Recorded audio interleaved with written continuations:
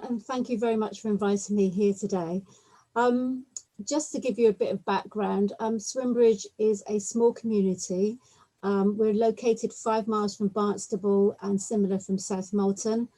We have 311 houses and we are located around about 4 miles radius of, around the village. So that's the sort of size of us.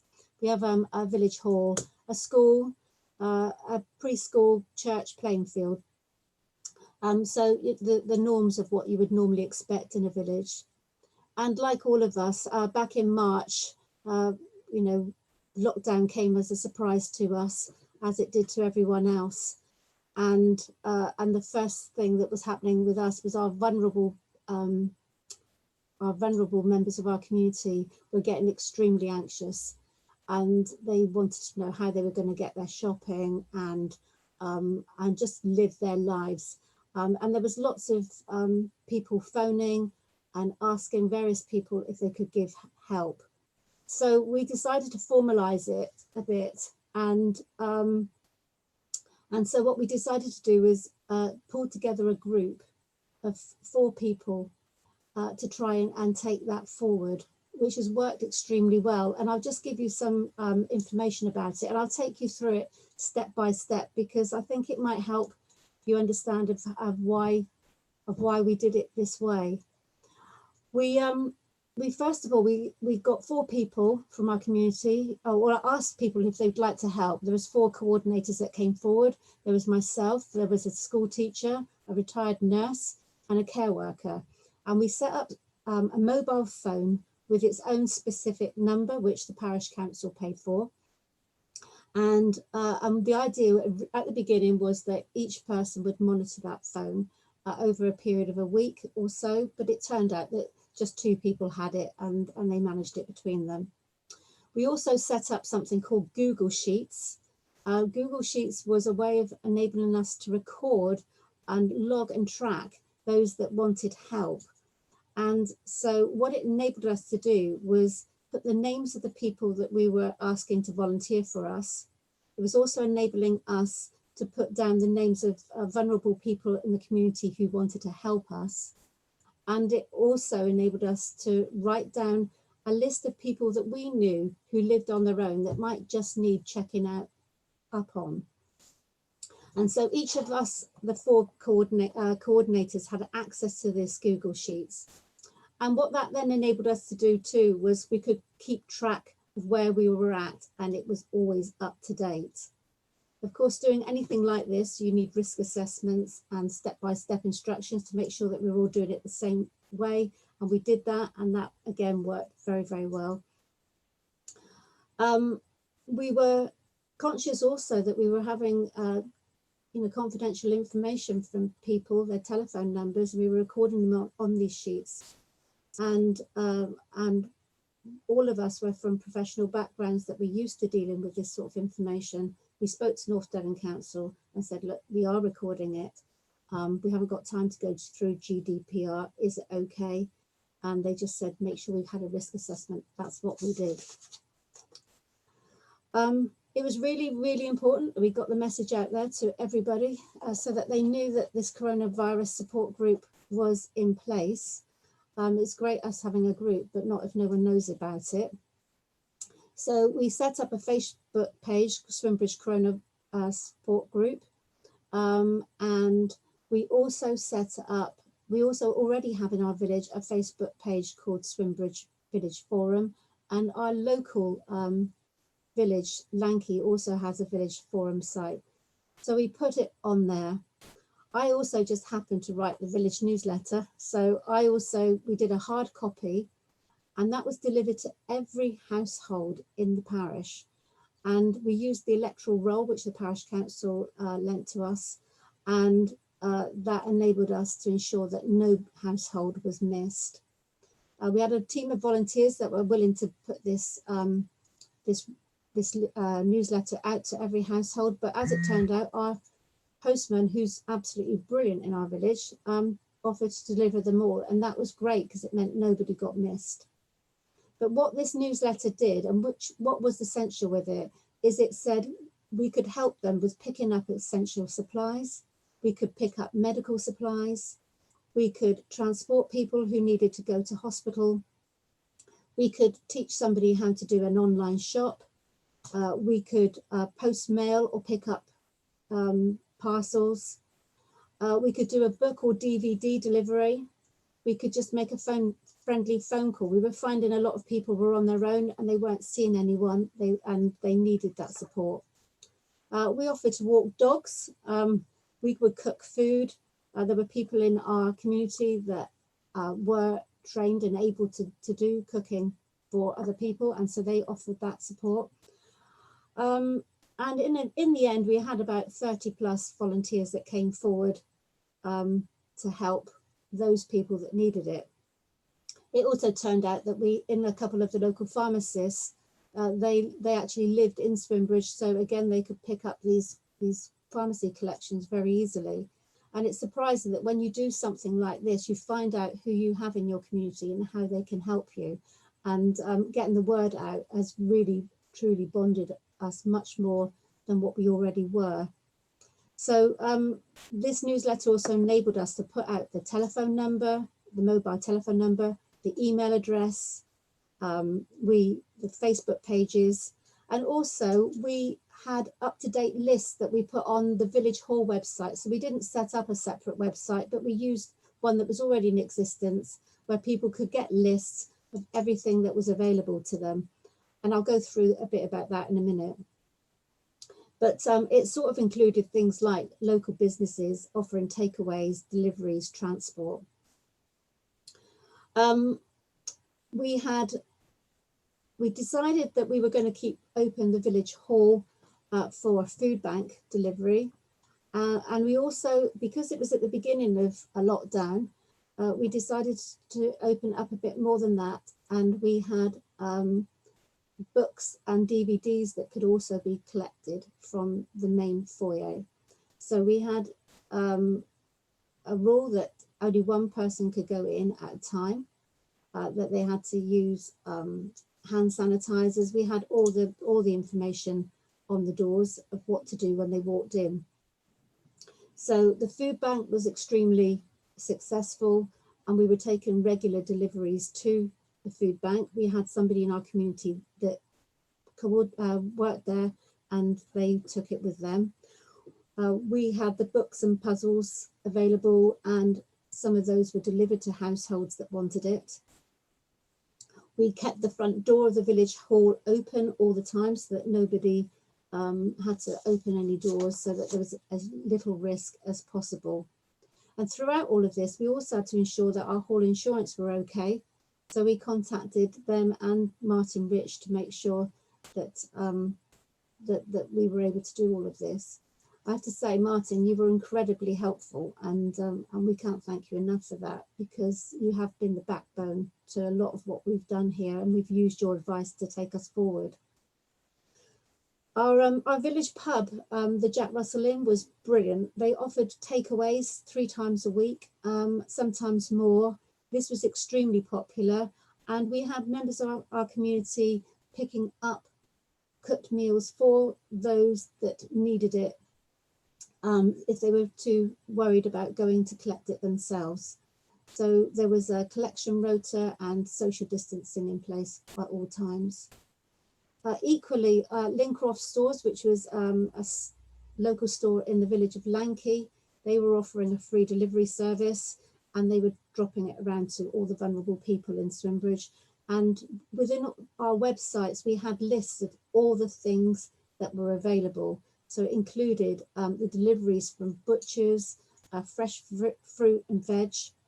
Our village allotmenteers, they gave up their produce and flowers on a daily basis. And there was an honesty box, which has been phenomenal, because that's raised £400 for our over and above hospital charity. So that was amazing as well. Our post office opens every Tuesday in the church, and it was allowed to continue. So that was great, and it meant that our parishioners could attend to that. And our school and preschool also stayed open. One of the things we did find was that Of course, our church had to close and was not able to take services. But phenomenally, the increase to the Facebook mission program that our vicar's done has gone tenfold. We're now having between 70 and 95 people attending church services every day, which is amazing. And last Sunday, 680 people viewed the Sunday service online. I mean, this was something that we never foresaw would happen. And these statistics have come from the vicar, and he's told me this himself, but that was amazing. And this online Facebook forum page will continue because it's showing that there are a lot of people that want to talk or go to a service or have connection without necessarily always going to the church service on a Sunday. So that's definitely going to continue. We've got, we had a transport and taxi service to take people who needed to go to hospital for appointments. And again, we had to put social distancing in place and wear masks and hand sanitizers. And everyone was doing their best to protect, but ensuring people got to the appointments they needed to attend. It was also important, though, as a community, that we did things together, and that we carried on that sense of fun, because I think all of us felt that sometimes we were in isolation, and I was in isolation at one point because I had my grandson with me who was vulnerable. And so it was important that we all had some sanity and looked out for one another in fun ways. So every Thursday, without fail, we were clapping the NHS, and we had the pots and pans and all sorts being banged. A member of our community made a huge, massive flag, which was flown on top of Hooder Hill, which overlooks the A361 on the Link Road. She also did a massive, great big banner for the VE Day to celebrate that. And we had cream teas and hymns, and everyone was sat in their front gardens and socialising that way without actually making contact with one another. We were doing it in our gardens. The villagers sent cards to the nursing home to cheer them up. There were rainbows in the windows. We had picture nature trails, which were done by parents for the children, so that they had something to do. But actually, I saw quite a few adults trying to find the Mr. Men and the Peter Rabbits that were hiding in the hedgerows too. We celebrated a lockdown wedding. There was somebody that was unknown to most of us in the village prior to this lockdown, but we were able to celebrate their wedding through an online forum. And it was just, there was this bringing together of people. It was just, I think, important for us that we somehow got everyone feeling comfortable, feeling safe, and knowing that they actually had somewhere that they could go to get help. It's been very difficult too, I know, for all of our community services. And one of the things in particular with us was our hall and its survival. Our hall is a very good hall. We had a major refurbishment a few years ago, but like many halls, we're always relying on income in order to be able to ensure that it stays open. And I have to say, we were relieved when that 10,000 business grant came forward. And also we received £495 from the Prompt Action Fund, because that enabled us to do all these things that we were running, this support group.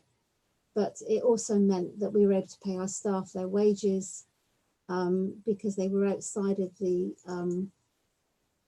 government initiatives for them to receive furloughed monies. And it meant that we could carry on paying our bills and everything else. So truly that £10,000 was a godsend, and we were very pleased to have that. I have to say, the risk assessments of trying to keep the hall open, as Martin will share, has been very interesting. We've had appendices up to A to M. It's taken a huge amount of work. but it has meant that we can now keep our hall open, and the hall has gone now from being less popular, because it never was that popular for bookings during the day, but now it's extremely popular for bookings in the day. And we are now used by Pilates, toddler groups, keep fit sessions, craft groups, you name it. We've got a session that's now using the hall during the daytime, whereas prior to COVID, we were seeing most of our bookings being used for evenings and weekends. So parties, weddings, all stopped, but the community fitness classes and all the well-being classes just took off, which was phenomenal. And that all happened as a result of us having good risk assessments and good PPR and everything else in place. When people walked in the door, they felt safe. Our feedback from our users have also been that they feel safe when they walk in the door. One of the things that we are also doing now is we're about to have a theatre performance, and that was quite interesting for us to be able to look at that, but we've managed to work out how we can do it in social bubbles. We're offering 2 performances on one day, and though there won't be big numbers, it just means that we can still offer some arts in our village, which gives some people a form of normality at Christmas. We also have a park, a village park, and as Martin will know, and some of you may know, Swimbridge has been campaigning for a park for over 25 years. It had no green space whatsoever. This meant, however, during COVID, we actually had our play equipment installed, and so our village were waiting to see this this play equipment, and we're very, very excited about it. And we had to then work out how we were going to open this park without having masses of people there, because normally we would want to celebrate that, but instead we couldn't because of lockdown. So what we did is, rather than doing a grand opening, which is what our plan was to originally do, we just mentioned on the forum page that it was open. We put up lots of signs and people trickled down, and it seems to be working. But not a great time for us to celebrate the opening of our park. One of the things that has happened there also, though, is because there's a lot of things to do there, so like a riverside project and an old orchard project, is that people have come together to plant trees, to cut back shrubs, and just generally maintain the area. And that again is giving people an opportunity to come together in outdoor spaces, and again meet new people and communicate in a way so that at least our well-being and our mental well-being is still being looked after. So our next job is that the hall is was just reopening now as from today because of the second lockdown. The pub is offering meals, drinks and takeaways again. It's been a particularly difficult time for them, and it's really been important that we support them. We're waiting for the church to reopen, and at the moment it's only open for private services.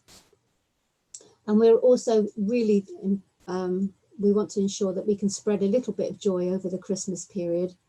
And so we're setting up the annual Christmas star on the top of Hooder Hill, which overlooks the A361.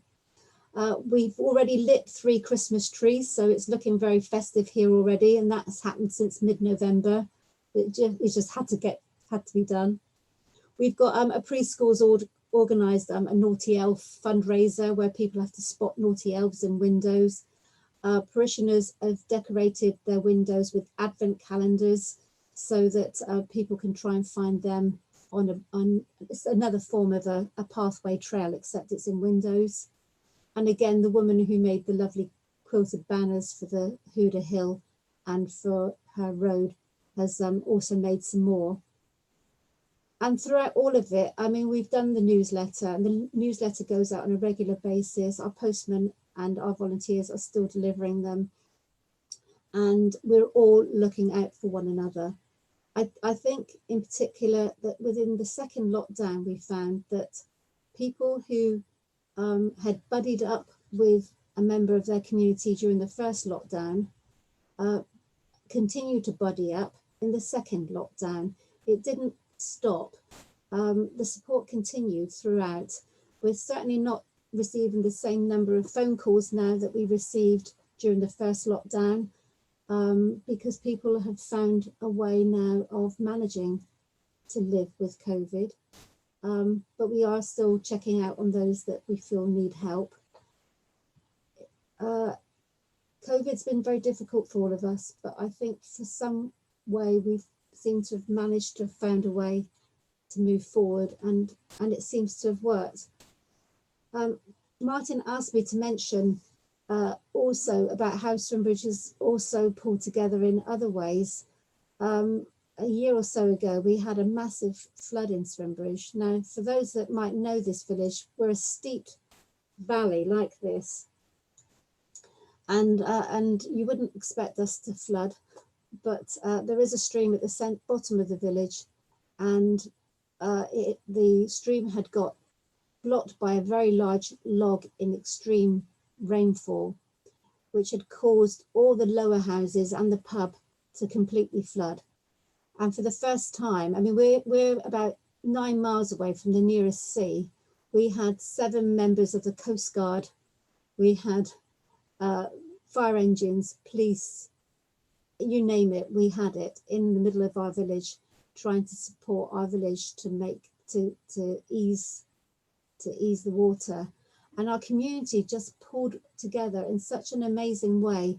The buckets, the brooms and the mops all came out, and everyone just piled together to make sure that those that were affected were supported. And I think that's what happens within villages and towns. If we can help one another, it pays dividends, not only just in supporting each other through the practicalities, but also socially, and just knowing each other while we're out and about and making things happen. I don't know, I've gone on a bit. Has anyone got any questions that they'd like to ask me? Or Thank you, Julie. If people do have questions, if you either raise your hand virtually, or if your video is on so we can see you, if you can raise your hand literally. No questions? oh, no. Oh, Barry. Barry. Hi, Barry, you're frozen now. Oh, there you go. Oh, I can see. You're He's muted. I'm just unmute him. He's muted. I know, I'm just unmuting. Hello. Hello, Gary. Good afternoon. Absolutely fantastic effort, Julie. I just wondered if you had enough money at the beginning, you know, in terms of funds. 4 of you starting it off, you know, must have been lots of things that you needed that you didn't have funds for. No, we didn't. We needed very little. A member of our community had a spare mobile phone. The parish council paid for the SIM card, and we did it as a pay-as-you-go. So it didn't cost us very much, and the parish council agreed to pick that cost up. The hall opened up free of charge to the food bank, so we didn't charge through it.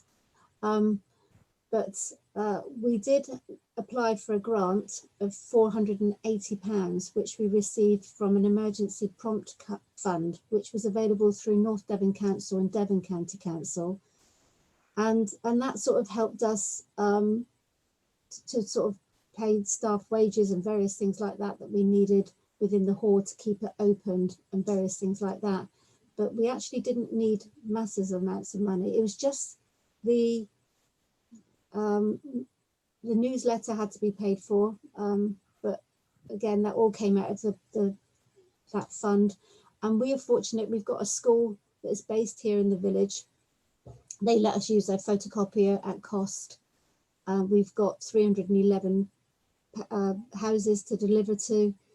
So it was just 2 sides of A4 sheet We directed everyone as much as possible to the websites and the forum pages, because that's where it was easy to access. But we're also very aware that a lot of people, particularly our older community, don't have access to Facebook and various things like that. So we printed off lists for those that needed it. So, and the phone number was on the newsletters very, very clearly. And we were getting a lot of calls at the very beginning, but financially, it didn't cost very much at all. So was the food bank already in place? We had a food bank in the church that was in place. What COVID done actually is highlighted it more, because although it went into the village newsletter previously, unless you were somebody who went to church, you might not necessarily take an item to the church specifically to put in the food bank. But when we moved the food bank to the village hall, at the beginning of lockdown, we kept the food bank, we had a great big plastic container which we left outside, and people put their items in there. And then we opened the hall up, and so people could just leave it on a table. And that way, the food bank, it meant that people, there was food collected for food bank, but also if members of our community that were vulnerable, that were also in that position, wanted to go in there and get food, they could. It was open to both. And so every week or so, the food bank donation would be taken down to the local centre, but people were welcome to go in and take what they needed if they wanted it. But in addition to that, there were people in the village that were doing shopping for community members, and also showing older people how to do online shopping and talking them through it on the phone. That was actually invaluable for many, and I know a lot of them are still continuing with that. Now the food bank's gone back to the church now, but they leave the food bank in the porch rather than inside the church, and it is working. Thank you. I think that's great. Thank you. Has a follow-up question. Well, Martin, did you have a question? Yes, sorry. Yes. First of all, a comment. Julie, none of that. That is terrific. Very impressed, but none of it happens with the right leadership. So well done to you and anybody else involved.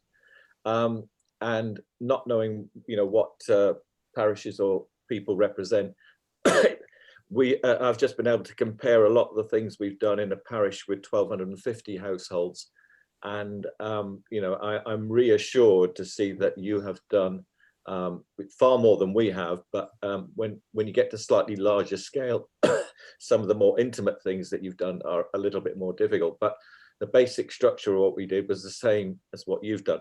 Could I just take you back to the GDPR bit?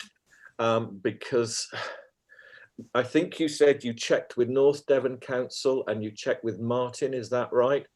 It's about keeping these lists. That's the crunch, isn't it? Keeping people's personal data. It was. We told the people that we were collecting it. So those that we took the details from, we said we were putting it on Google Sheets. We were very clear about that. So we had their permission to do it.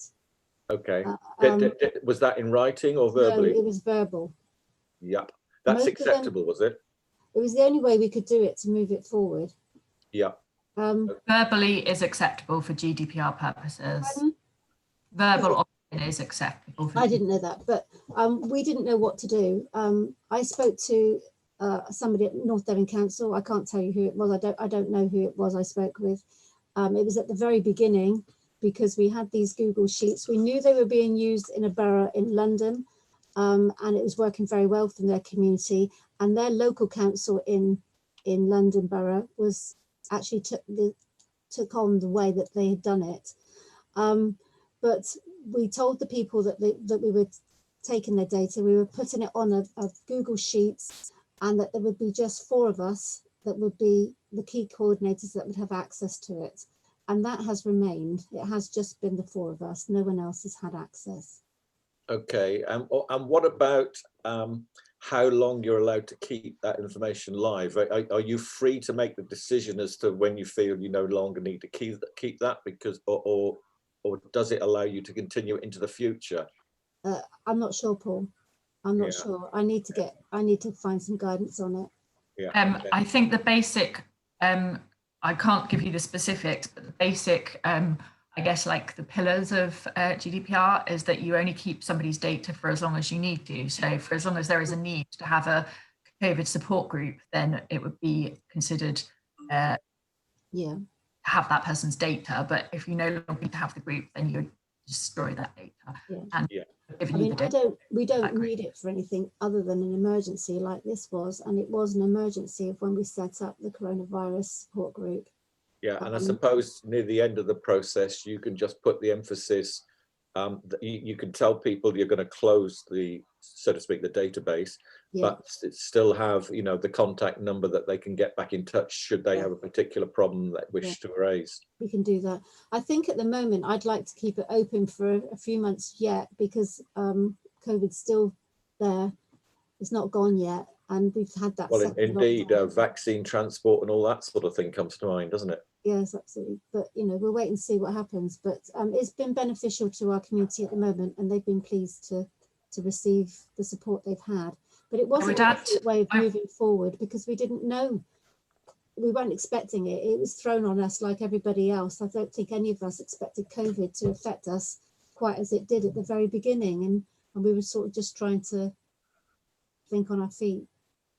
Julia, I would just say, to add to that, and to everybody, in your community emergency plan, obviously you would look to have volunteers in your community emergency plan. So those volunteers who have helped with COVID-19 response, you might want to formalise that relationship by putting them in your community emergency plan as volunteers. Yeah, no, absolutely. Julie, so sorry, you've just mentioned community emergency plan, and listening to this discussion, I wonder whether my feeling is, and I've had some correspondence with Martin, as to whether there should be a session for parishes like this on community emergency plans, because you know, we've developed one, and then we saw the national framework and we nearly fell off our chair when it was sort of 35 pages long. And we don't have an official one. We don't have an official emergency plan. This one was just made up on the hoof, really. Yeah. Might Martin be able to provide that for parishes? Yeah, we do workshops for parishes. I think Martin will be starting to do those workshops again when we can meet up, but also we might be running them virtually. Well, yeah, virtual would be a great help. Yeah, the templates that we have can be adapted. Those 35 pages don't necessarily have to all be used. So you shouldn't feel like it's daunting, but also Martin is here to support you to do that. So it shouldn't feel like an overwhelming task. Martin, I'll let you add to. I think just to return to data protection, you know, extraordinary circumstances need extraordinary solutions, and I think, you know, there's sort of a basic principle that a volunteer acting in good faith, you know, isn't going to be castigated or prosecuted for doing something, and that's very much the case here, where, you know, a sensible approach has been taken. You've taken some advice, and people shouldn't get hung up on GDPR. You know, there's lots of barrack room lawyers who start to wag their fingers and say, "Oh, data protection," and it gets in the way of you know, genuine effort. I think when what COVID has exposed is a weakness in the emergency planning drafting, in that, pandemics, we acknowledged flu, but we didn't see this one coming. And I think what Julie's demonstrated today is you know, how perhaps a lot of source material has been generated, and we've learned from this. And so, you know, hopefully at a national level, because that template is a national template, but, you know, we will try and learn from this, and not just sort of run away with our injections and think, you know, everything's okay for the future. Because, you know, in a more joined up world, the chances of this happening again are probably, you know, greater than 1 in 100 years, you know, as it has been. Well, I think you know, I work for the health service, and we were expecting something, you know, at some point. I think everyone's known that at some point a virus would happen. I just think that none of us perhaps expected it yet, or in this way. Yeah. It was actually the #1 risk on the national risk register for quite some time. And also just to follow up on that comment about planning and all of the work that you put in place and formalising that, and also the template that exists, we do have a bit of work to do as the Resilience Board to think about how we can help communities to add in a pandemic section. Community emergency plans have been very flood focused, snow focused. The response in a pandemic where the timescale is different and it's over a longer period of time rather than just a flood event is quite different. So we would like to help communities to develop a pandemic section for their plans. I mean, I think for here, it's very interesting. It's shown us how important people's well-being is, as well as keeping safe from the virus. You know, we have members of our community that are vulnerable, but previously they may have been catching the bus to go into the town to pick up their shopping, to come home, and that socialising was what kept them moving, meeting somebody in the town. And when COVID turned up and it meant that they were isolated, they were on their own, they were having to rely on other people. For some people, it's actually had such a detrimental effect to their well-being, and that's been an awful thing to see. And there are some people that has affected, and it doesn't matter how much we help do what we're doing, there is still some people in the community that have suffered as a result of it, but not through COVID, the virus, you know. Do you have another comment, Paul? Well, it was just the thought there that the people feeling isolated. What we've seen happen here is that there has been an increase both in the number of outlets coming and also the number of people they're serving in terms of delivery. Food delivery services. You know, whether it's greengrocers, bakers, fishmongers, whatever. You know, they might have been coming to the village before, they might not have, but they now see far more people, and that can give people who are missing the social contact a chance, because the van can be outside their door, so to speak. It just needs a little bit of coordination and promotion. Yeah, I think one of the best things that we did was to help people learn how to do online shopping. That certainly has helped a lot of people. I mean, some still come through us. I still have a few people that come through me, and they just want a few bits from the shops when I'm going. But and I know that that's still happening across the board in the community, but so many more now are doing online shops, which has been good. Thank you. Any more questions, comments? I mean, I think it's just been very interesting. Yeah, just to pick up on sort of developing emergency plans, as Julie's sort of very adequately demonstrated, and it's often a response that I get when I go and talk to parish councils initially about setting up an emergency plan.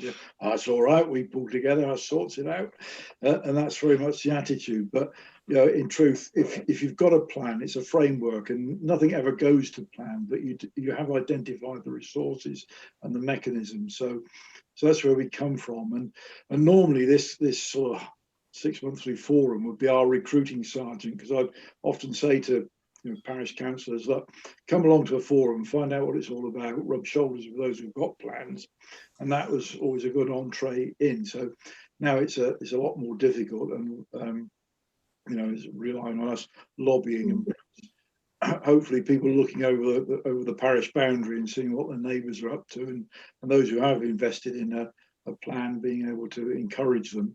Yeah. And I would just say about the template, actually it does make life easier, because it actually writes most of the plan. You have to fill in the boxes, and the reason for having that template is a national formula, so that you know exactly, if you're an emergency service having to use a local emergency plan to get information, you know exactly where to go for it. So that Appendix A, C and D are exactly the same for every community. The layout is always the same, and that helps us when we're sort of cross-referencing plans, but more particularly in an emergency, don't waste time searching for information. So I know it's a bit of a chore and it's a bit daunting, but that template is there for a purpose, and as I say, it does do a lot of the work for you, really. And I think a lot of people have found that plans aren't that difficult to put together. often you find people within the community who are keen to get involved because they've got experience of emergency planning and they're willing to help out. So it doesn't necessarily have to fall on parish councillors. And it can be quite interesting, and it is a good community builder because a group of people who hang together as your emergency response team just sort of add to that resource within the community of people who are prepared to get engaged and do things. So they just add to that resource. We all complain that it's always left to the valiant few, and if you can just create teams that add to that few, then it just means when something does kick off, you've got all the more resources to work with. I think that was what was interesting with this, is because we found that during COVID, a lot of the people who are what I call the come all you faithfuls, the people that support all the time, some of those were vulnerable this time and weren't able to help in the same way. And many of the volunteers were new to us. We were known to us, but new to coming on board like this. And I think it's just galvanized volunteering even more. I mean, we've always had a good, strong volunteering ethic here in the village, but certainly COVID has increased that. And that's been amazing to see people walking dogs and anything that they could do to help. There was a real feeling of people wanting to give their support. And I hope we don't lose that, because I think the big lesson is the fact that too many things in our communities were reliant on the older generation, and as soon as you take them out of the equation, it becomes difficult. And as you say, people have come in to fill the gaps. They've come in with new thought processes, so things are being done in different ways, and we need to hang on to them. We don't want to let them disappear back behind their doors, once things have got back to some form of normality. The way that we would really suggest doing that is through getting them in as volunteers in your community emergency plan. Paul, I think you've got your hand up, but just to add to what Martin was saying about the template, just picking up on something he mentioned about emergency services, looking at the template and seeing the sections in the same way. The reason why emergency services might be looking at a community emergency plan is because part of the idea of having a community emergency plan is that we then add it to a government portal called Resilience Direct, where it's securely held. And in an emergency, the first responders can look at your community emergency plan, so they can see who they might want to call, who's on the ground there. They can see where your emergency rest shelter might be, the location of vulnerable people. So it becomes a really invaluable resource to help the emergency responders to respond in the best possible way when they come into your area. So that's what Martin was referring to when he said about emergency responders looking at the plan. Paul, but Louise, before I make the comment I was going to, you've just said about keeping a list of vulnerable people that they can check into. Now, surely that goes beyond the GDPR thing. Yeah, I think with that, Paul, it's one of the weaknesses of that emergency template, in that it asks you to identify vulnerable people. Correct. It depends on the circumstances, and it's like herding cats. It's such a movable feast that it's something I say to people: look, rather than make the effort to identify vulnerable people, which will go out of date in moments. Yes. Have a system in place where you can go and check, and you can contact households and just have a system for identifying vulnerabilities, because it's not, vulnerability isn't just about the old and the sick. You're vulnerable if your house is just about to flood. So it's having systems to identify it rather than having lists. And lists can be a bit of a... I think also we didn't always have, because not every vulnerable person was on our list, but what neighbours were doing was neighbours were looking out for next door neighbours, and the postman was looking out for people, but a lot of people came through our lists or were known to us, but a lot of it was neighbours supporting neighbours to ensure that they were supported. So perhaps sometimes it's not always a physical name that's written down. Yeah.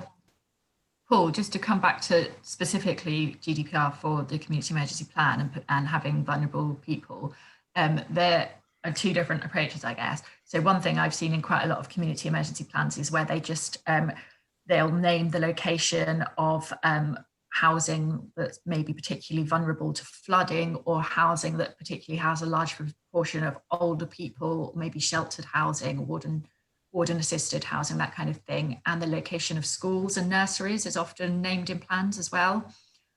If you are naming individuals, as we said previously, you do need to follow GDPR guidelines. So that means you need to get their consent, and they need to know what their name is being held for, and they need to have given their consent for that. If they've done that, that's fine. You are following GDPR procedure if you have that consent. Yeah, okay.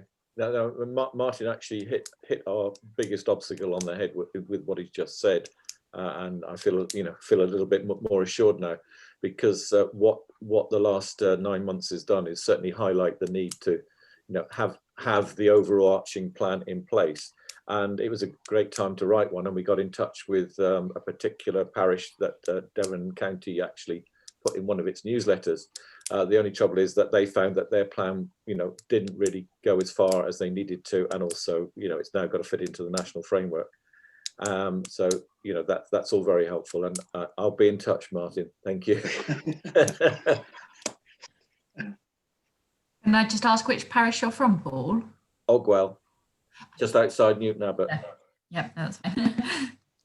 Okay, does anybody else have anything more to comment or questions or anything they would like to add?